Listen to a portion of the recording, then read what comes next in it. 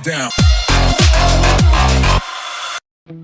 សួស្តីអ្នកទាំងអស់គ្នាថ្ងៃនេះសូមណែនាំជាមួយនឹងផលិតផលថ្មីដែលកំពុងតែមានការពេញនិយមខ្លាំងនៅតាមបណ្ដាប្រទេសផ្សេងៗជាច្រើននោះគឺ Portable Air Conditioner ដែលមានឈ្មោះថា EcoFlow Wave2 ដែលស័ក្តិសមសម្រាប់បងៗដែលចូលចិត្តធ្វើដំណើរកម្សាន្តតាមតំបន់ឆ្ងាយៗបោះតង់តំបន់ដាច់ស្រយាលផ្សេងៗសម្រាប់ម៉ាស៊ីនត្រជាក់នេះផងដែរមានភាពងាយស្រួលយកតាមខ្លួនថែមទាំងមានមុខងារ 3-in-1 ត្រជាក់កម្ដៅកង្ហារនិងមានកម្លាំងរហូតដល់2សេសដែលអាចគ្របដណ្ដប់សីតុណ្ហភាពក្នុងបន្ទប់បាន10ម៉ែត្រការ៉េអាចប្រើបានរហូតដល់8ម៉ោងត្រជាក់ដល់16អង្សានិងមានមុខងារពិសេសដែលអាចបញ្ជាបិទបើកគ្របដណ្ដប់សីតុណ្ហភាពតាមរយៈ EcoFlow App បានយ៉ាងរហ័ស